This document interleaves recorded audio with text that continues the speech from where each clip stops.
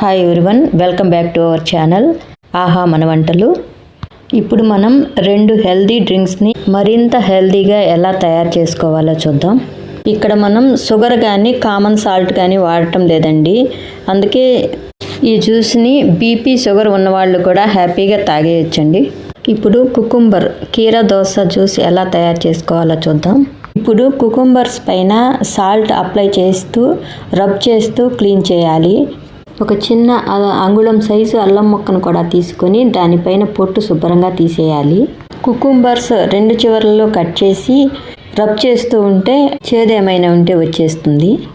Pesticides మురికి పోయేటట్లు salt వేసి బాగా కడిగాం కాబట్టి నేను పీల్ తీయటం లేదండి. ఫైబరు మినరల్స్ ఈ పీల్లో ఎక్కువగా ఉంటాయండి. అందుకని అలాగే కట్ చేసుకొని జ్యూస్ చేసుకుంటే బాగుంటుంది.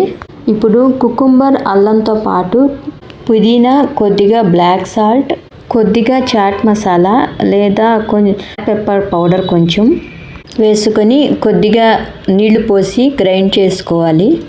నున్నగా గ్రైండ్ చేసుకొని ఫిల్టర్ చేసుకుంటే జ్యూస్ అంతా బౌల్లోకి వచ్చేస్తుంది. కొంచెం స్పూన్తో అలా కలబెడుతూ ఉంటే జ్యూస్ మొత్తం బౌల్లోకి వచ్చేసి పిప్పి మాత్రం మిగులుతుంది. ఫైనల్గా సగం నిమ్మ చెక్క పిండుకొని సర్వ్ చేసుకుంటే vitamins, minerals, antioxidants, fibre, nutrients ఇన్ని రకాల పోషకాలున్న హెల్దీ డ్రింక్ రెడీ అండి. Next vitamin A, vitamin E, antioxidants పుష్కలంగా ఉన్న క్యారెట్ జ్యూస్ ఎలా చేసుకోవాలో చూద్దాం. ఇక్కడ నేను 1/2 kg వరకు క్యారెట్స్ని తీసుకున్నాను.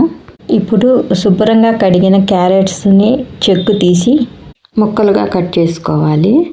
ఏ విటమిన్ ఎక్కువగా ఉండటం వలన కంటి చూపు మెరుగుపడుతుందండి. స్కిన్ హెల్త్కి, వెయిట్ లాస్కి ఈ క్యారెట్స్ చాలా ఉపయోగపడతాయండి. ఇలా చెప్పుకుంటూ పోతే చాలా హెల్త్ బెనిఫిట్సే ఉన్నాయి. ఒక పెద్ద సైజు అల్లం ముక్క తీసుకొని పొట్టు తీసి దాన్ని కూడా ముక్కలుగా కట్ చేసుకుని మిక్సీ జార్లో వేసుకోవాలి. మనం ఇక్కడ ప్రతి జ్యూస్కి అల్లం యాడ్ చేస్తున్నామండి. అల్లం జీర్ణశక్తిని పెంచి డయాబెటీస్ రిస్క్ని తగ్గిస్తుంది. యాంటీ ఇన్ఫ్లమేటరీ గుణం కూడా ఉందండి. అందుకే ఈ అల్లాన్ని వీలైనంత ఎక్కువగా వాడటం మంచిది. ఇప్పుడు క్యారెట్ ముక్కలతో పాటు అల్లం ముక్కలను కూడా వేసుకుని కొద్దిగా బ్లాక్ సాల్ట్ వేసి వీలైనంత మెత్తగా మిక్సీ పెట్టుకోవాలి. ఈ black salt sugar, BP control చేయడానికి కూడా ఉపయోగపడుతుందండి. గ్రైండ్ చేసిన క్యారెట్ గుజ్జునంతా స్ట్రైనర్లోకి వేసి వడకట్టుకుంటే జ్యూస్ అంతా బౌల్లోకి వచ్చేస్తుంది. చూడండి క్యారెట్ జ్యూస్ కలర్ఫుల్గా ఎంత బాగా వచ్చిందో. ఫైనల్గా మనం ఒక నిమ్మకాయ పిండుకుంటే ఇక క్యారెట్ జ్యూస్ రెడీ అయినట్లే. పిల్లలకి కూడా ఈ జ్యూసుల్ని చక్కెర వేయకుండా అలవాటు చేస్తే టైప్ 1 డయాబెటీస్ రిస్క్ కూడా తగ్గుతుంది.